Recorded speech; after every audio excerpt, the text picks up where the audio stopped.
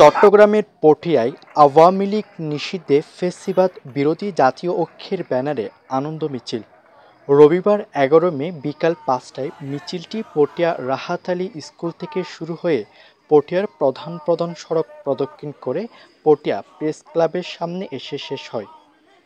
এ সময় বক্তারা বলেন, দীর্ঘ ১৭ বছর আমরা হামলা মামলার শিকার হয়েছি, আজ এই আনন্দ সকলের। বিএনপি পরিবারের প্রত্যেকটা সদস্যকে কিভাবে নিপীড়ন করা করেছে এই স্বৈরাচার আওয়ামী লীগ এবং তার গুন্ডা বাহিনীরা।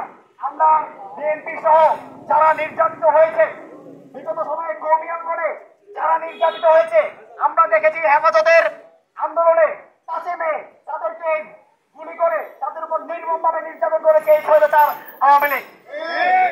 সাথে সাথে আমরা আরো দেখতে পেয়েছি সত্যের পক্ষে কথা বলা বিশ্বজিৎ, সে একজন হিন্দু ছিল, তাকে সিভিল ট্যাগ দিয়ে নির্যাতন করেছে। কাজে এই ফ্যাসিবাদের বিরুদ্ধে বিজয়, এই আওয়ামী লীগ নিষিদ্ধের এই বিজয় আমাদের হিন্দু ভাইদেরও।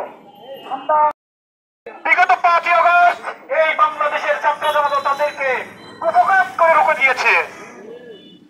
আমরা এসব স্বৈরাচারের ইতিহাস যদি পর্যালোচনা করি, তাও দেখতে পাই রুশ বিপ্লবের সময় আমাদের সেই দল ছিল, তাদেরকে সেই বিপ্লবোত্তর সময়ে রাশিয়ার মাটিতেই তাদেরকে দাপন করা হয়েছিল। ৫ই আগস্ট বাংলাদেশের ছাত্র জনতা বিপ্লব সংগঠিত হয়েছে। তারই অল্প সময় পরে সিরিয়ায় যে আসাদ দলের বিরুদ্ধে যে বিপ্লব সংগঠিত হয়েছে, সেই আসাদ দলকেও সাথে সাথেই নিষিদ্ধ করেছিল।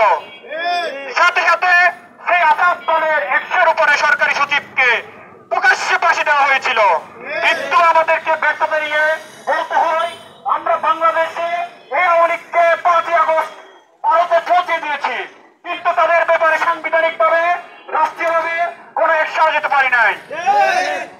আপনারা জানেন, বিগত ২ দিন আগে আমাদের যুবকদের আইডল হাসনাত আব্দুল্লাহর নেতৃত্বে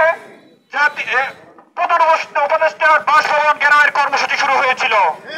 ২ দিন টানা অবরোধ কর্মসূচির মাধ্যমে এই ইন্টারিম একটা সিদ্ধান্ত নিতে বাধ্য হলো, এই আওয়ামী লীগকে বিচার না হওয়া পর্যন্ত তাদের কর্মসূচি থেকে নিষিদ্ধ করা হলো। এবং এই সময়ের মধ্যে আওয়ামী লীগ যদি কোন রকম কর্মসূচি পালন করে, তাহলে আবহাওয়া ছাত্র জনতার দায়িত্ব হবে এই আওয়ামী লীগকে ধরে সাথে সাথে জেলে সোপর্দ করা।